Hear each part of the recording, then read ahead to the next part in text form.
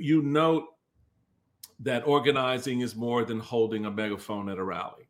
Right. So you realize that at some point, all of the energy that's put into defending a position, expressing an opinion, pushing a narrative has to rest on something. And that something oftentimes is what you're hearing from people's experiences and their stories. What makes for that successful organizing in that vein? How do those pieces come together for you the way they have? So, because I was raised so young in the movement, I am a grassroots organizer, like a door-to-door person. I guess I use my social media, and I'm grateful that so many people follow me and look for messaging every day, which I try to do a good job of maintaining that. But what gets me clicking and gets me moving is listening to the real life experiences of people that I see everywhere. So I'll give you just an example. We moved to Kentucky for the Breonna Taylor fight because it was during a pandemic. In fact, my mom, who is an Advent dancer, my mother used to be the dance instructor for 7 different dance classes in her community. She had a stroke in March of 2020. It paralyzed, which now is much better, thank God, but it did paralyze her left side. Right. And so she, doesn't dance anymore in that way. She still is out there, but it's a total different thing, as you can imagine. So when she came home from the hospital, the country has shut down. She doesn't know what the hell. When she was awake earlier in the day before the stroke happened, the world was normal. When she woke up from the coma, the world was shut down. The hospital was shut down. Everything was completely different. 2 different worlds for her. And so we tried our best not to bring her diseases, or things. Sure. She just couldn't get sick. We couldn't bring her a virus. We couldn't do any of that. So after traveling back and forth to Kentucky in a new environment with people I'd never met, we were outside. Everybody knows summer of 2020 was everybody outside everywhere. Yep. I thought it was dangerous to bring back to my mother the elements of what I was picking up being out there, knocking on doors, talking to people in community. And so I decided to live there in Kentucky for 30 days. That was the plan, that we would stay there for 30 days, set up shop, meet all the players, deal with the who are you and why are you here in my community, and get to know Breonna Taylor through her family. We ended up being there for 4 months. This is what I mean by listening to the people. Fighting for Breonna Taylor was important. They were already doing it. It just wasn't getting the national and international attention that we helped to bring when we got there. But that was one important part, very important. But there were people who were hungry. The city was shut down. Right. There was only one grocery store anyway, which is a Kroger, that was closed a lot of the times during the pandemic. They didn't have fresh produce. The city it was like everywhere else. People were really struggling. Right. Terrible time. So when we got there, after knocking on doors and telling people, Breonna Taylor, justice, no peace, no justice, no peace, they were like, yeah, but can I get a piece of chicken? Is that a part of the deal? Right.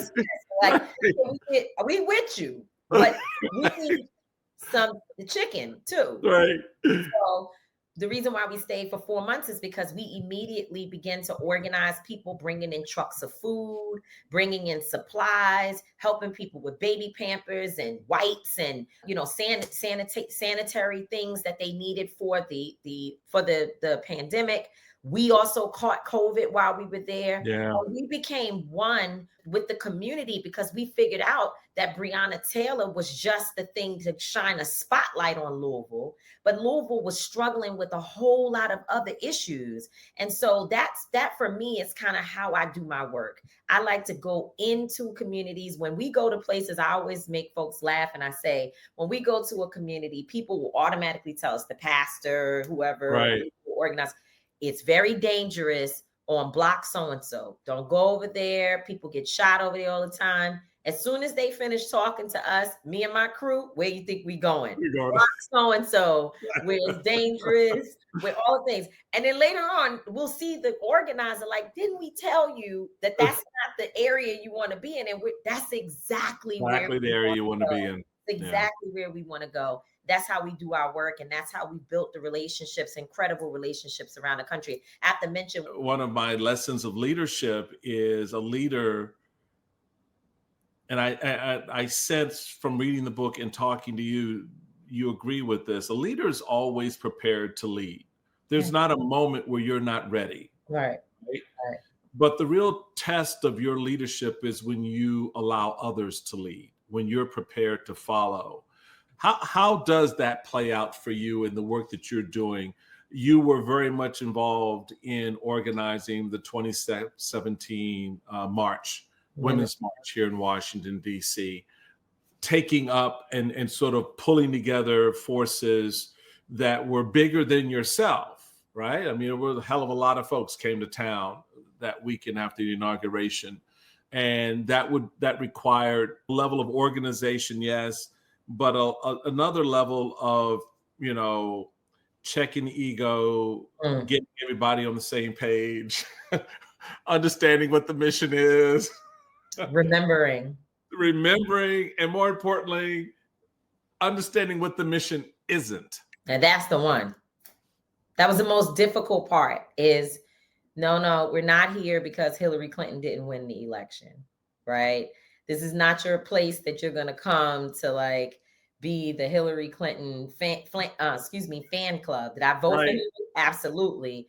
But that's not what we were attempting to do.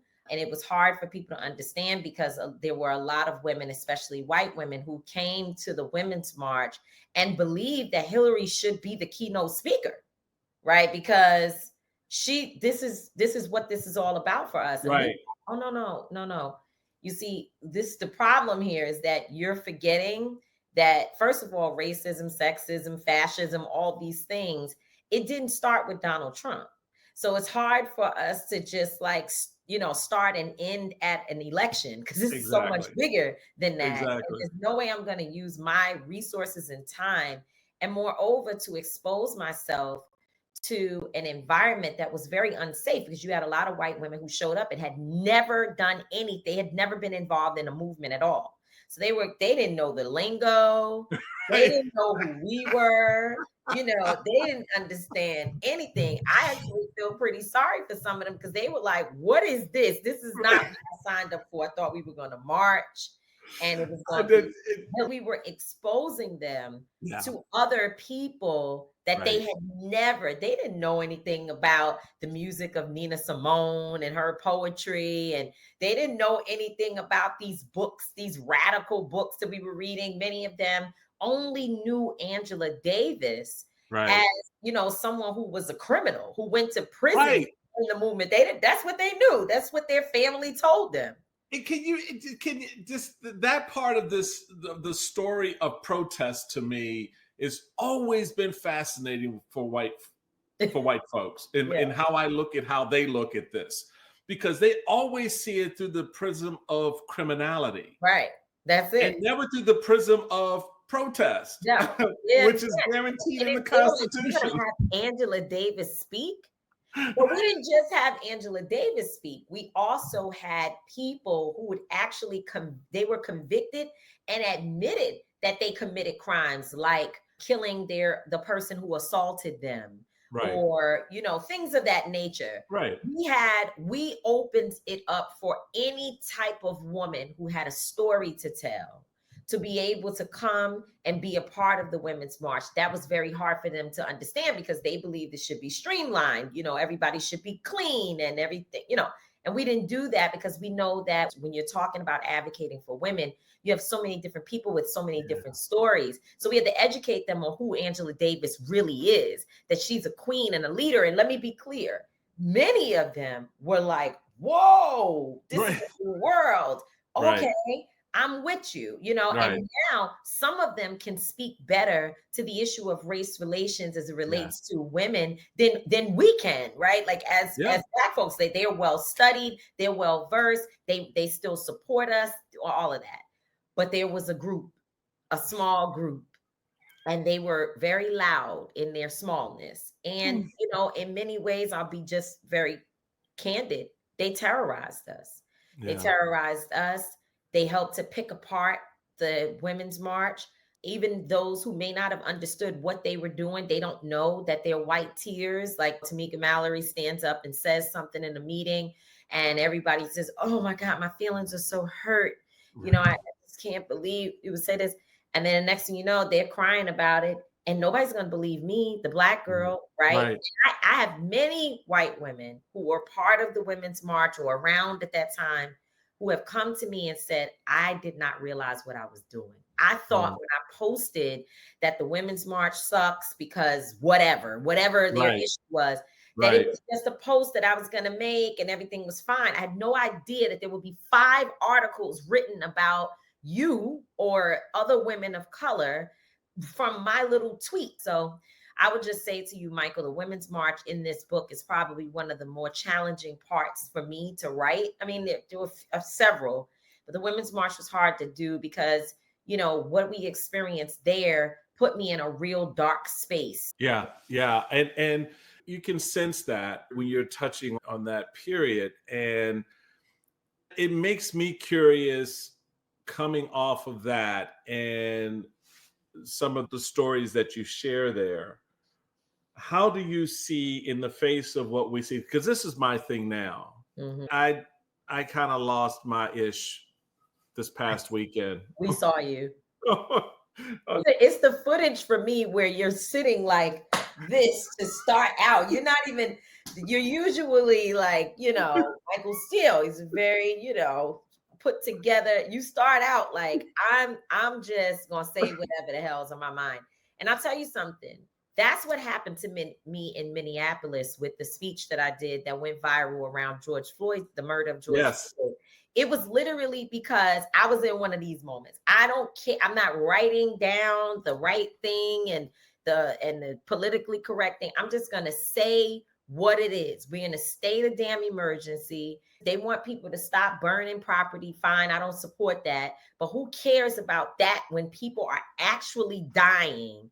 And that if you want us to stop being violent, so they say, you'll stop being violent. Thank you. Who goes first? Thank you. People who got the tax dollars, who are, have jobs that are supposed to protect and serve, or are you putting it on people who have mental trauma from what we keep seeing happening to our people in this nation? And guess what? It resonated all over the world. It did. I mean, it launched and I think changed in many respects the trajectory of that conversation, because all of a sudden now folks have to confront that truth. And I have this ongoing thing with a number of my MAGA friends where they don't objectively want to confront the truth. They persist in believing that, this thing is good the way it is. And I'm like, it is until they come for you. And when they do, and they've locked up Tamika and they've locked up Michael and they've locked up all these people, who the hell could be there to take your ass out of jail? Right? Who's going to be there to prevent you from having a hard time? So the question for me is today. Hence where we are today. And that's there are 2 things I want to hit you with before you go. One is I want to continue where we are because I think I definitely want to get this in. How do you, and this was my frustration this weekend when Simone asked me, so tell me what we should do.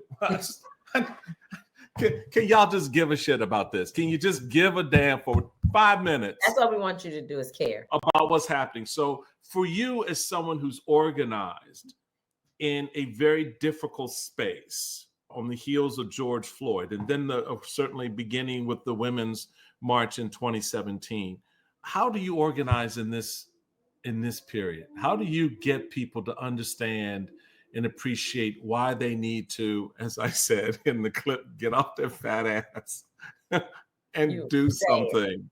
Say it.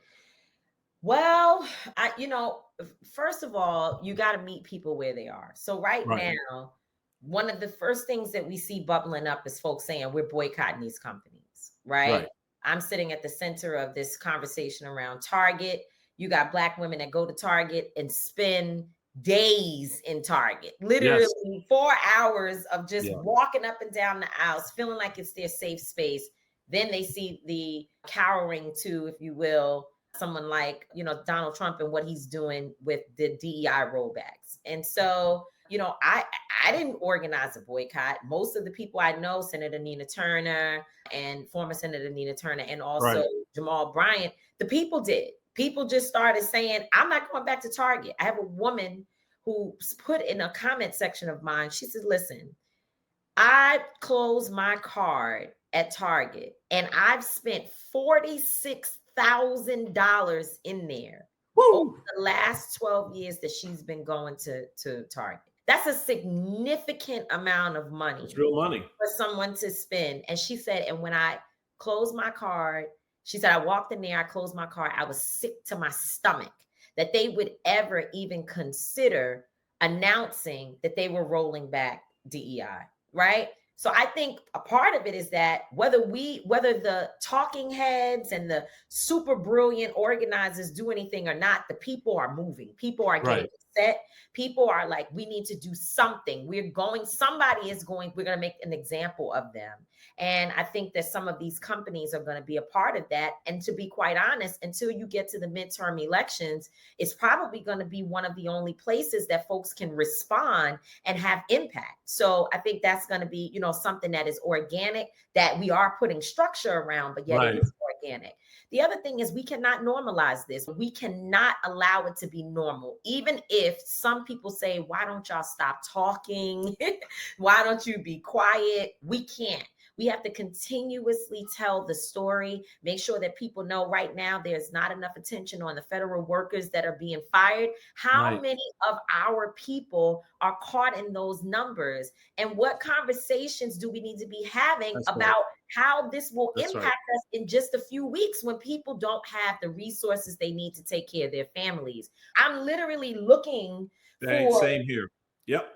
And it's not there. So it's on us to keep talking about it. And then I think the last thing is we can't organize a revolution online. We're going to have to have meetings, get in one another's faces, sit down, have some difficult conversations. Because if you want to be honest, even in our movement spaces, there are silos, there's division, there are people who don't work with this one and that one, who's too radical, who's too liberal, we're going to have to figure all of that stuff out, but it's not going to happen where the rest of the world gets to see it. There's going to have to be some internal work done. And I really seriously want us as a movement to do some internal checks and look at where we are, where we stand, how we work together, how we don't work together, and, really make an assessment, because otherwise we're not going to survive this moment. I'm just being honest. It's no way we can fight each other and them.